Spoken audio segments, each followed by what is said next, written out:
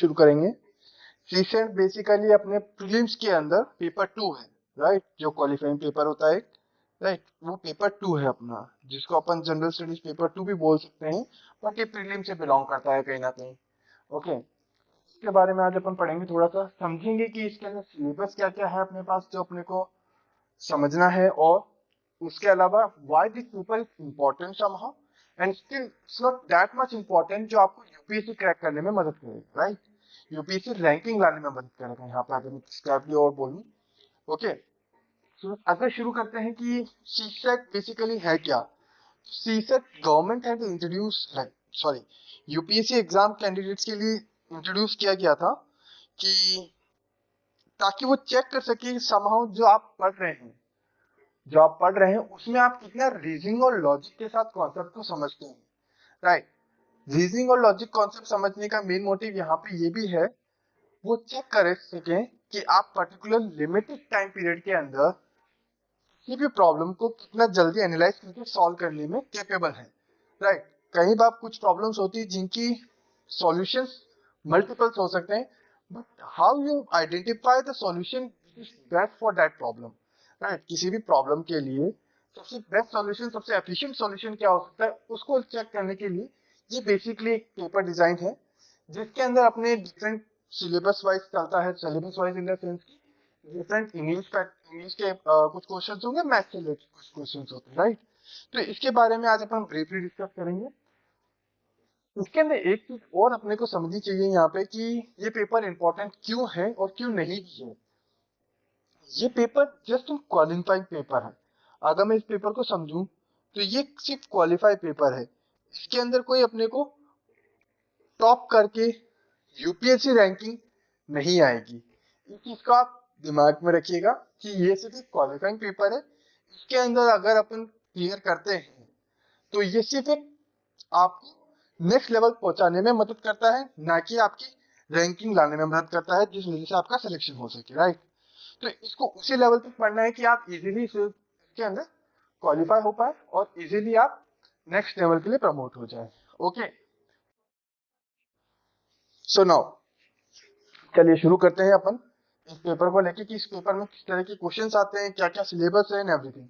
As you can see here, total number of questions are 80 here, right. Total number of questions अगर अपन यहाँ पे देखें तो इस पेपर के अंदर अपने आते हैं 80, सॉरी 80, ओके। और टोटल नंबर ऑफ मार्क्स कितने हैं यहाँ पे 200, राइट। 80 क्वेश्चंस आएंगे, 200 marks. So one question is equals to कितने मार्क्स का हो गया, वन क्वेश्चन हो गया approximately we can say 2.5 marks, right. इस चीज को अपने को दिमाग में रखना है कि एक क्वेश्चन लगभग लगभग 2.5 मार्क्स का हो जाता है कहीं ना कहीं। ओके, जब ये 2.5 मार्क्स का एक क्वेश्चन हो जाता है तो इजीली अपन सोच सकते हैं यहाँ पे कि तुक्का लगा के आ गए, जय माता दी करके आ गए तो अपन यहाँ पे आराम से निकल जाएंगे। It's not like that. यहाँ पे एक सबसे बड़ा पॉइंट ये होता है कि यहाँ पे ये मार्क्स, अगर आपका क्वेश्चन सही हुआ तो ये मार्क्स मिल जाएंगे।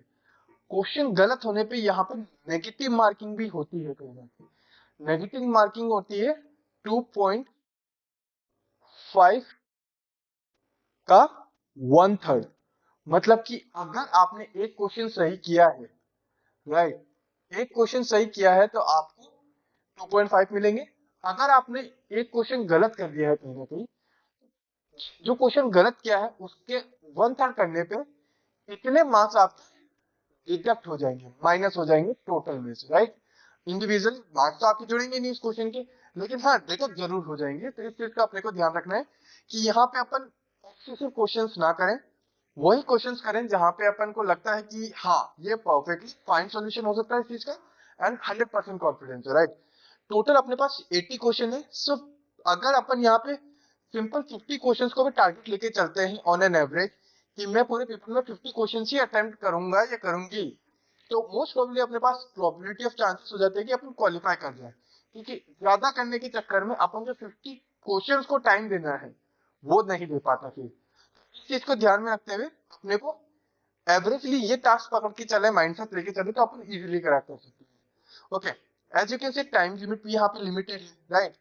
टाइम लिमिट ज्यादा हो तो मैक्सिमम क्वेश्चन अपन अटेम्प्ट कर सकते हैं, but some time limit is 2 hours only. Okay, तो अपन कोशिश करेंगे 80 क्वेश्चन की जगह 50 क्वेश्चन करें 2 आवर्स। तो एवरेजली अपन अगर देखिए 50 क्वेश्चन करने के लिए 2 आवर्स मिल रहे हैं, तो एवरेजली वी कैन से 2 से 2.5 मिनट अपने को पर क्वेश्चन मिलते हैं कहीं ना कहीं, राइट। 2 to 2.5 मिनट्स अपने को एवरेजली मिलता है, which is more than sufficient to solve any question in an accuracy manner if you have the practice। अगर प्रैक्टिस नहीं है तो फिर कंफ्यूजन रहेगा, राइट। अगर प्रैक्टिस है तो इजीली चीजें हो जाएगी कहीं ना कहीं। ओके, इस चीज का ध्यान रखिएगा। तो अपने को इस अकॉर्डिंग पढ़ना है और इस तरीके से चीजों को समझना है, राइट। अब इसकी अगर अपन सिलेबस पे आते हैं, नेगेटिव मार्किंग को लेकर आपको कहीं भी डाउट है, कुछ भी डाउट है, तो अपन कमेंट सेक्शन में आप कमेंट कर सकते हैं। I will try to clarify that doubts in the next session, right.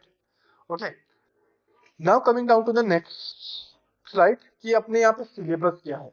ये सिलेबस मैंने लेटेस्टली 2023 के शेड्यूल के अकॉर्डिंग उठाया है। जो सी सेट में ऑलमोस्ट आप एक चीज का ध्यान रखिएगा, सिलेबस चेंज नहीं होता है समय। Patterns of question changes but basic of syllabus remains same almost.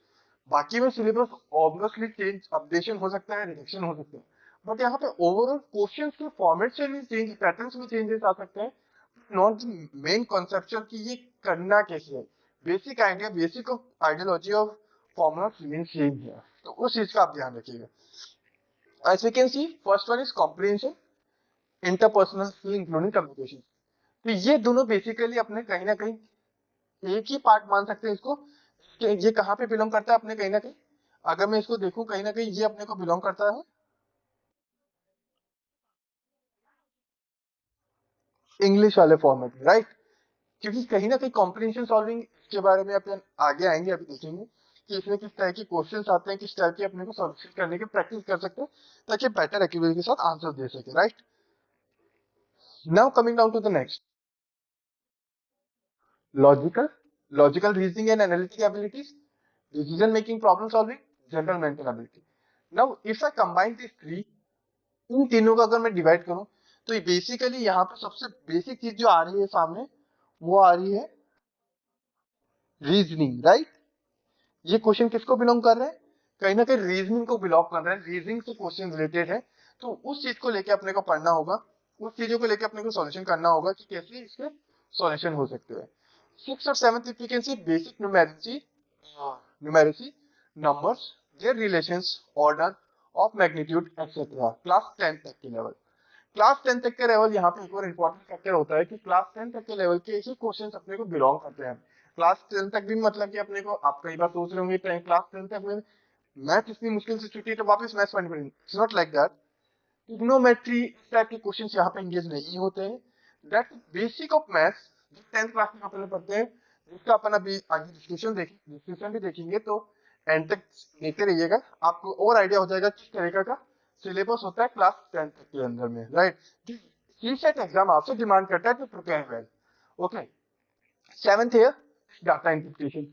Data interpretation किसको लेके, charts, graph, tables, data sufficiency etcetera, इन सबको लेके आपको चीजें समझनी होगी और उनके आंसर है।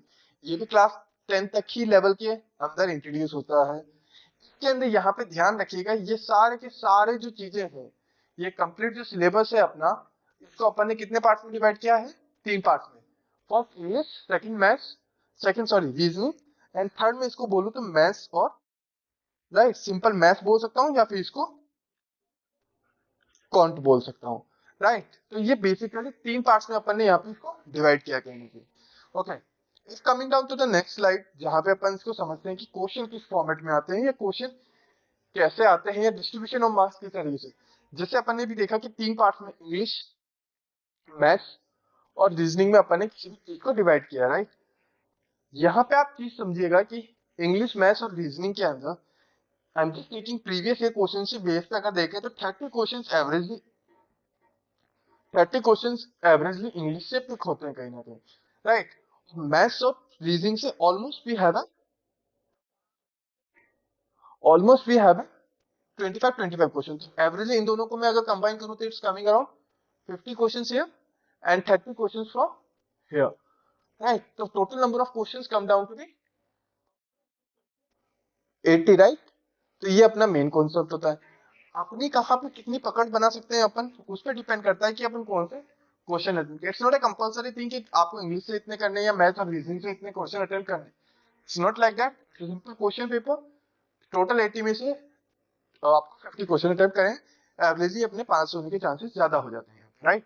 Okay, now coming down to the next thing. एक चीज का यहाँ पे और ध्यान रखिएगा आप, जो समझने वाली है कहीं ना कहीं, ये जो पैटर्न्स हैं, जो क्वेश्चन को अपन ने डिवाइड किया है, ये डिस्ट्रीब्यूशन ऑफ क्वेश्चंस को समझा है कि ये इसी फॉर्मेट में आते हैं। नेगेटिव मार्किंग होती है कहीं ना कहीं, ये आपको क्लियर है, राइट। एक्सेसिव करने से भी अपने को ही प्रॉब्लम है, क्योंकि टाइम कंजप्शन निकल जाता है कहीं ना कहीं, राइट।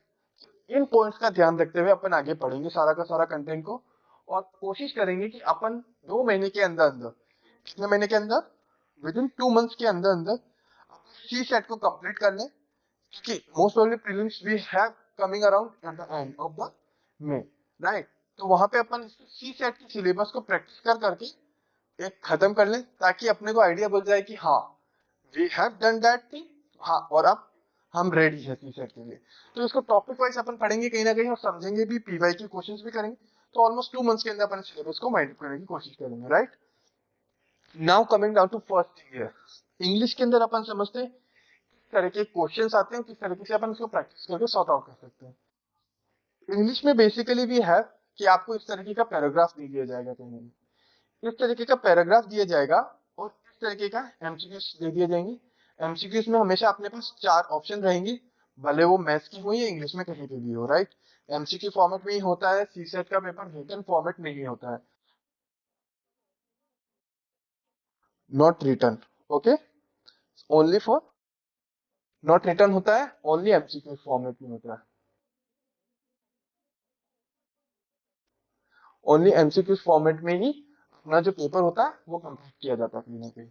ओके, इस चीज का ध्यान रखिएगा कहीं ना कहीं। ओके, अभी अपन इंग्लिश में थे, इस तरीके का पैराग्राफ दिया जाएगा, इस तरीके से उसके अंदर अपने को क्वेश्चन दिया जाएगा, और 4 ऑप्शन दे दिए जाएंगे कि करेक्ट है, find a correct one, right.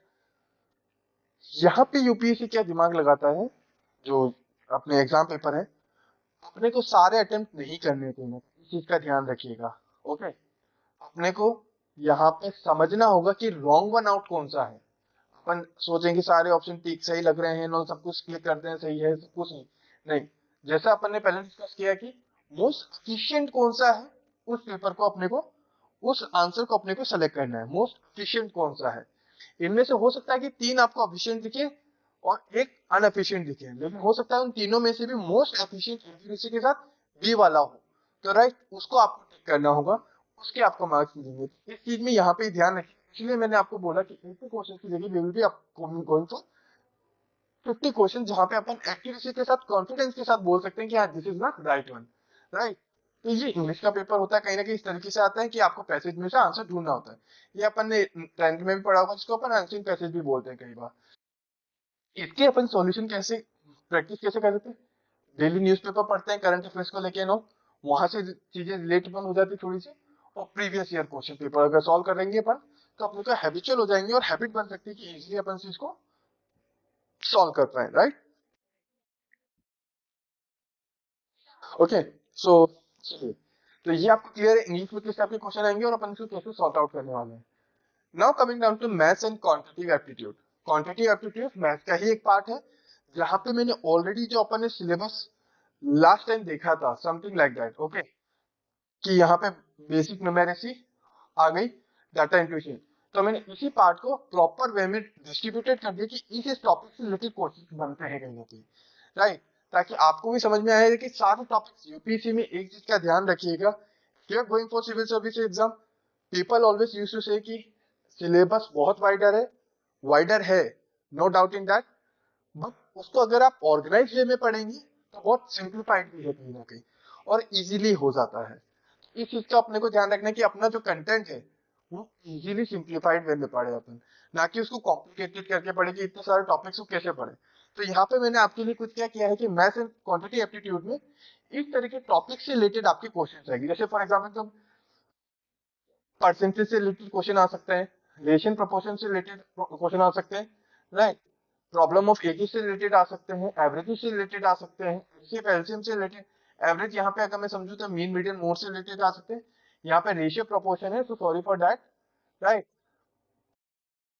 HCF LCM से रिलेटेड आ सकते हैं, परम्यूटेशन कॉम्बिनेशन से, नंबर सीरीज, डाटा इंटरप्रिटेशन में से ग्राफ दे दिया, ग्राफ से रिलेटेड आपको क्वेश्चन पूछे जा सकते हैं, फाइंड द करेक्ट एमसीक्यूज और answer for that. Speed, distance and time से रिलेटेड आ सकते हैं। ये तीनों चीजें कहीं ना कहीं एक दूसरे से ही बिलोंग करती है। यहाँ पे मैंने जो आपके क्वेश्चंस दिए ना, ये जो सब टॉपिक्स बना रखे, इसको ये चीज समझिएगा कि ये ओवरऑल कॉन्सेप्चुअल सब टॉपिक से रिलेटेड कंबाइंड में क्वेश्चन बनते हैं।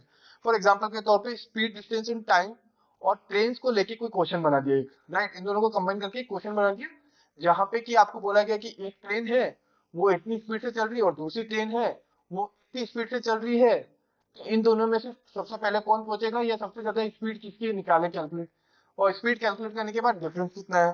तो इस तरह के बेसिक कॉन्सेप्ट से क्वेश्चन बनते हैं, राइट। यहाँ पे अपन जो पढ़ेंगे, यहाँ पे भी अपन जब चीजों को समझेंगे एंड ऑल, सारे के सारे टॉपिक वाइज ही पढ़ेंगे अपन, इस चीज का ध्यान रखिएगा। अपन ऐसा नहीं कि सारे पीवाईक्यू उठा दिए उसमें से क्वेश्चन सॉल्व कर ले। मेरे को लगेगा, अगर अपने को लगेगा कि, सॉरी फॉर दैट, अपने को लगा कि परसेंटेज और रेशियो प्रोपोर्शन से एक साथ ही पढ़ा जा सकता है, I will make a combined video for you all, पढ़ो आराम से, उससे रिलेटेड अपन चीजें सॉल्व करेंगे। अच्छा, यहाँ पे मैं एक दो चीजें और रेक्टिफाई करना चाहूंगा। अपन पढ़ेंगे क्या क्या पर वीडियो के अंदर? बेसिक ऑफ कॉन्सेप्ट, मतलब कि फॉर क्विक रिवीजन भी हो जाए आपका, कि बेसिक ऑफ कॉन्सेप्ट क्या है उस चीज का लेके, टॉपिक को लेके, जैसे परसेंटेज में बेसिक चीजें क्या है जो अपने को याद रखनी, रेशियो प्रोपोर्शन में बेसिक चीजें क्या है जो याद रखनी, उससे रिलेटेड अपने फॉर्मूले क्या क्या है, राइट, और उससे रिलेटेड पी बाई क्यू में किस तरह के क्वेश्चंस आए हुए हैं, will solve that thing also, right. तो आपकी बेसिक अंडरस्टैंडिंग हो जाएगी कॉन्सेप्ट की, फॉर्मूला वापस रिवाइज होगी, पी बाई क्यू में किस तरह के क्वेश्चंस आ रहे हैं सी सेट के अंदर, वो चीजें रेक्टिफाइड हो गई। अगर ये रेक्टिफाइड हो जाती है तो आपके लिए फ्यूचर में जो अपन और पीवाई के पास्ट 10 ईयर्स के क्वेश्चन पेपर उठाएंगे, तब और ज्यादा क्लियर हो जाएंगी चीजें कि कैसे अपने को सॉल्यूशन करने हैं, राइट। इसीलिए मैंने आपके लिए ये चीजों को रेक्टिफाई किया है और सबऑर्डिनेट पॉइंट्स में बना दिए, ताकि अपने को टॉपिक वाइज क्लियर करते चले, फिर अपन फाइनली पीवाई के क्वेश्चन के सॉल्व करें, ताकि अपनी अंडरस्टैंडिंग बेटर हो सके। ओके, टाइम एंड वर्क से रिलेटेड आएंगे, पाइप एंड सिस्टम्स आएंगे, मिक्सचर एंड एलिगेशंस आएंगे, profit loss, simple interest, compound interest बोलते हैं इसको, ऐसा ऐसी लिख रखा है यहाँ पे। प्रॉफिट एंड लॉस यहाँ पे मतलब हो गया बेसिकली कि किसी में प्रॉफिट हो रहा है, किसी में लॉस हो रहा है, बट उस इन दोनों को भी यहाँ पे कंबाइन करके एक साथ क्वेश्चन बना दिए जाते हैं कई बार, राइट। इससे रिलेटेड भी अपन सॉल्यूशन करेंगे, तो इन दोनों को मिला के भी हो सकता है एक ही वीडियो में कंबाइन समझा दूं मैं, या अपन एक ही वीडियो के अंदर अपन इस चीज को क्लियर कर ले। नंबर सिस्टम एंड मेंसुरेशन आ गया। तो ये बेसिकली मैथ्स और क्वांटिटी एप्टीट्यूड से रिलेटेड अपना जो कंटेंट है, ये फॉर्मेट में कहीं ना कहीं डिवाइडेड है, जो अपन टॉपिक वाइज पढ़ेंगे सारा का सारा। Okay, now coming down to the next, reasoning and logics में भी we have vast variety of questions जो आते हैं, जहां पे लोग कंफ्यूजन सबसे ज्यादा ये होता है कि इसके सारे के सारे आंसर्स बिलोंग एक दूसरे से कर रहे हैं कहीं ना कहीं, कि लगता है कि चारों के चारों आंसर सही है, तो सही आंसर को कौन सा पिक करें, कौन सा क्लिक करके उसको सही करा जाए, राइट।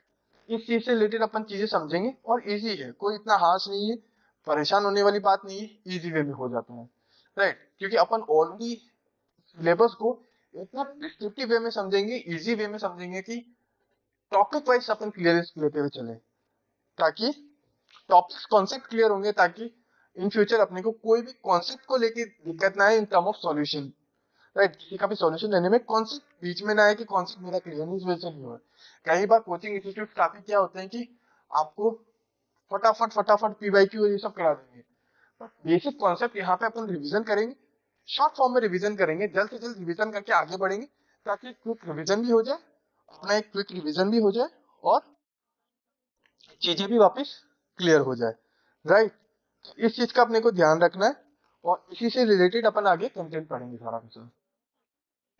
ओके, यहाँ पे सोच आइए इसका एक और मैं मोटिव आपको बता क्लियर कर देता हूँ, कि हमारा मेन मोटिव यहीं पे है कि आप कि ये जो content UPSC civil service exam clear करने के लिए जो कंटेंट रिक्वायरमेंट है उसको अपन ज्यादा से ज्यादा सिंप्लीफाइड वे में पढ़े, ज्यादा उसको हेक्टिक बनाए बिना सिंप्लीफाइड वे में पढ़े, राइट, ताकि अपने क्विक रिवीजन से रिवीजन हो जाए और प्लस अंडरस्टैंडिंग भी बेटर हो सके, राइट।